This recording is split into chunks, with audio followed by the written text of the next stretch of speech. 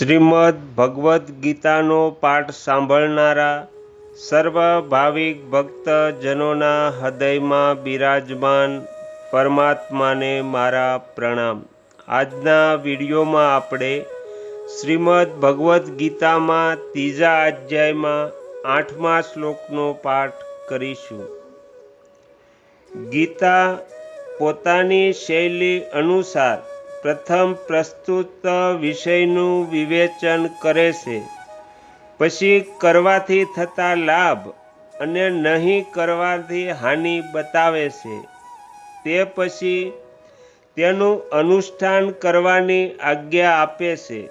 અહીં પણ ભગવાન અર્જુનના પ્રશ્ન, મને ઘોર કર્મમાં શા માટે જોડો છો, એનો ઉત્તર આપતા પહેલા કર્મના સર્વથા ત્યાગને અસંભવ બતાવે છે, પછી કર્મના સ્વરૂપથી ત્યાગ કરીને મનથી વિષય ચિંતન કરવાને મિથ્યાચાર બતાવીને નિષ્કામ ભાવથી કર્મ કરવાવાળા મનુષ્યને શ્રેષ્ઠ બતાવે છે। હવે આ 8મા શ્લોકમાં ભગવાન તેને અનુસાર કર્તવ્ય કર્મ કરવાની આજ્ઞા આપે છે। 8મા શ્લોકનો અર્થ છે, તું શાસ્ત્ર વિધિથી નક્કી કરેલા કર્તવ્ય કર્મો કર, કેમ કે કર્મ નહીં કરવાની અપેક્ષાએ કર્મ કરવું એ શ્રેષ્ઠ છે, તથા કર્મ નહીં કરવાથી તારો શરીર નિર્વાહ પણ સિદ્ધ નહીં થાય। તો આ હતો 8મા શ્લોકનો અર્થ। હવે આપણે તેનું વિસ્તારથી વર્ણન સાંભળશું। શાસ્ત્રોમાં વિહિત તથા નિયત બે પ્રકારના કર્મો કરવાની આજ્ઞા આપવામાં આવી છે। વિહિત કર્મનું તાત્પર્ય છે સામાન્ય રૂપે શાસ્ત્રોમાં બતાવેલું આજ્ઞારૂપી કર્મ, જેવા કે વ્રત, ઉપવાસ, ઉપાસના વગેરે। આ વિહિત કર્મોને સંપૂર્ણ રૂપે કરવા એ એક વ્યક્તિને માટે કઠિન છે, પરંતુ નિષિદ્ધ કર્મનો ત્યાગ કરવો સુગમ છે।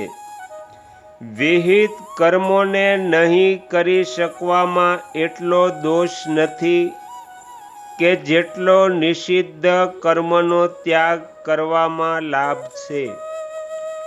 જેમ કે જૂઠું નહીં બોલવું, ચોરી નહીં કરવી, હિંસા નહીં કરવી વગેરે વગેરે નિષિદ્ધ કર્મનો ત્યાગ થવાથી વિહિત કર્મ આપોઆપ થવા લાગે છે। નિયત કર્મનું તાત્પર્ય છે વર્ણ, આશ્રમ, સ્વભાવ તેમજ પરિસ્થિતિ પ્રમાણે પ્રાપ્ત કર્તવ્ય કર્મ, જેમ કે ભોજન કરવું, વેપાર કરવો, મકાન બનાવવું, માર્ગ ભૂલેલ વ્યક્તિને માર્ગ બતાવવો વગેરે। કર્મયોગની દ્રષ્ટિએ જે વર્ણ ધર્મ અનુકૂળ શાસ્ત્ર વિહિત કર્તવ્ય કર્મ પ્રાપ્ત થઈ જાય, તે ભલે ઘોર હોય કે સૌમ્ય નિયત કર્મ જ છે। ભગવાન અર્જુનને એમ કહે છે કે ક્ષત્રિય હોવાના સંબંધથી પોતાના વર્ણ ધર્મ અનુસાર પરિસ્થિતિથી પ્રાપ્ત યુદ્ધ કરવું એ તારું સ્વાભાવિક કર્મ છે। ક્ષત્રિયને માટે યુદ્ધરૂપી હિંસાત્મક કર્મ ઘોર દેખાતું હોવા છતાં પણ વસ્તુતઃ ઘોર નથી, ઉલટાનું તેના માટે તે નિયત કર્મ જ છે। બીજા અધ્યાયમાં ભગવાને કહ્યું કે સ્વધર્મની દ્રષ્ટિએ પણ યુદ્ધ કરવું એ તારા માટે નિયત કર્મ છે। વાસ્તવમાં તો સ્વધર્મ અને નિયત કર્મ બંને એક જ છે. જો કે દુર્યોધન વગેરેને માટે પણ યુદ્ધ વર્ણધર્મ અનુસાર પ્રાપ્ત કર્મ છે. તથાપિ એ અન્યાયયુક્ત હોવાના કારણે નિયત કર્મથી અલગ છે. કારણ કે તેઓ યુદ્ધ કરીને અન્યાયપૂર્વક રાજ્ય છીનવી લેવા ઈચ્છે છે. આથી તેઓના માટે આ યુદ્ધ નિયત તથા ધર્મયુક્ત કર્મ નથી. આ જ અધ્યાયના પહેલા શ્લોકમાં અર્જુનના પ્રશ્નમાં આવેલ જયાયશી પદનો ઉત્તર ભગવાન અહીં જયાય પદથી આપી રહ્યા છે. ત્યાં અર્જુનનો પ્રશ્ન છે કે જો આપને કર્મની અપેક્ષાએ જ્ઞાન શ્રેષ્ઠ માન્યા છે તો મને ઘોર કર્મમાં શા માટે જોડો છો? તેના ઉત્તરમાં અહીં ભગવાન કહે છે કે કર્મ નહીં કરવાની અપેક્ષાએ કર્મ કરવું એ જ મને શ્રેષ્ઠ માન્ય છે. આ રીતે અર્જુનનો વિચાર યુદ્ધરૂપી ઘોર કર્મથી નિવૃત્ત થવાનો છે અને ભગવાનનો વિચાર અર્જુનને યુદ્ધરૂપી નિયુત કર્મમાં પ્રવૃત્ત કરવાનો છે.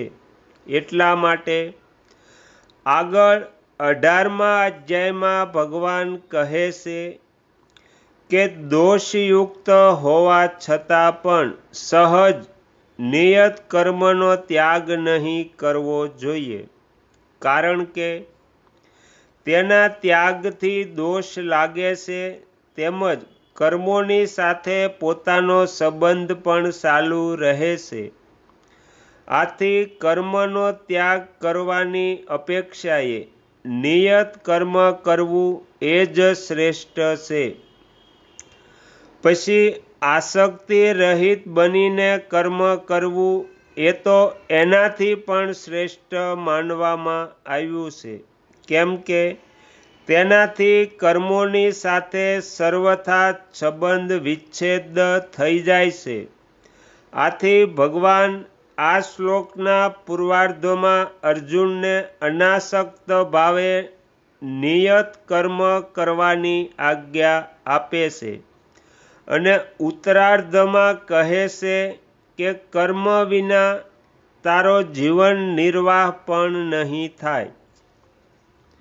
કર્મયોગમાં કર્મ જયતો હષકર્મણ આ ભગવાનનો પ્રધાન સિદ્ધાંત છે.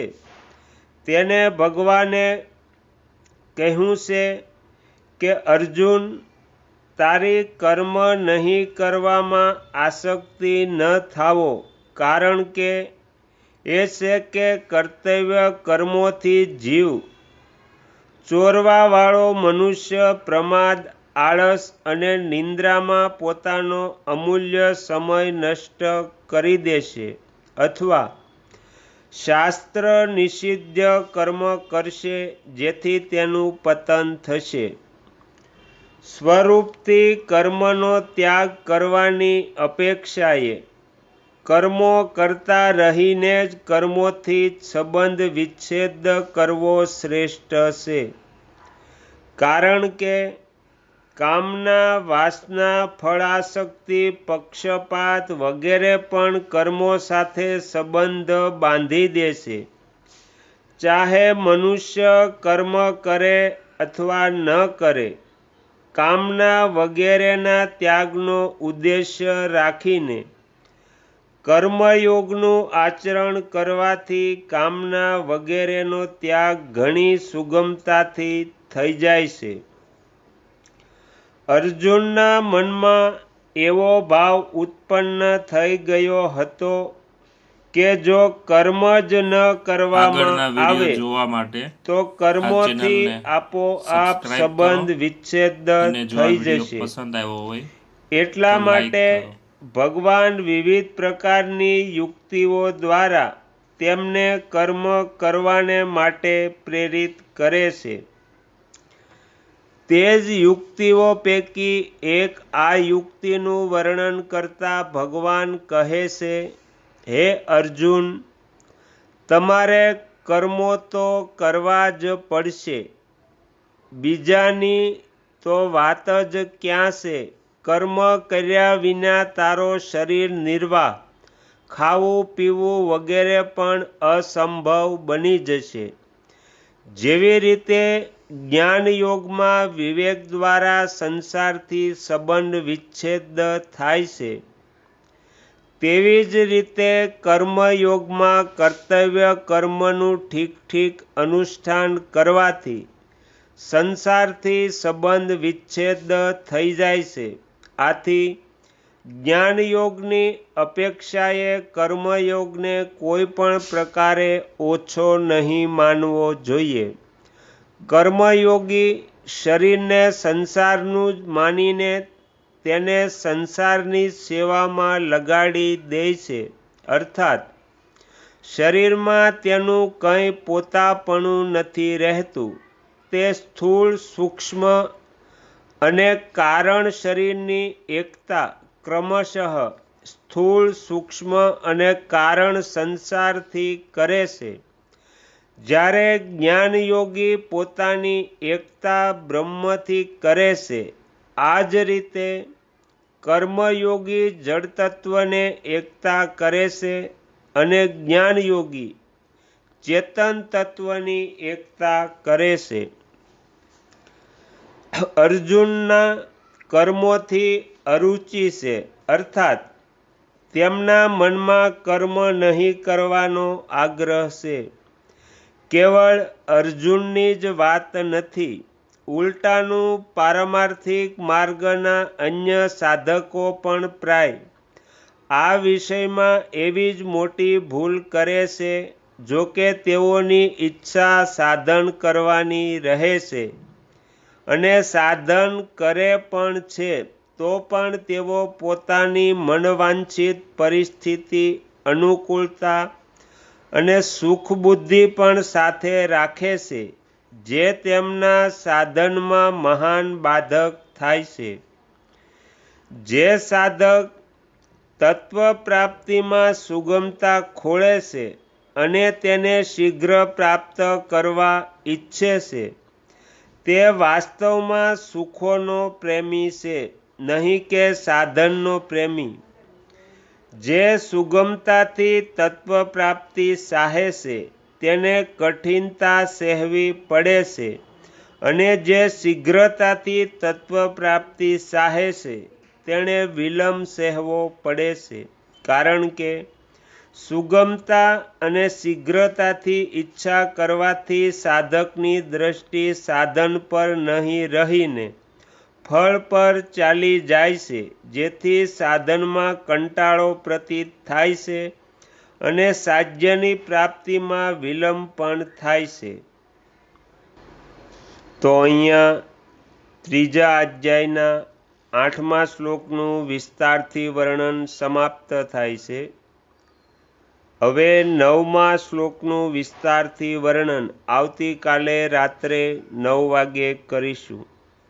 તમે તમારો કિંમતી સમય આપી આ અધ્યાય સાંભળ્યો એ બદલ હું આપ સૌનો ખૂબ ખૂબ આભાર વ્યક્ત કરું છું. અને તમને જો આ અધ્યાય ગમ્યો હોય તો બીજા 5 લોકોને સંભળાવજો. શ્રી સદગુરુ દેવની જય.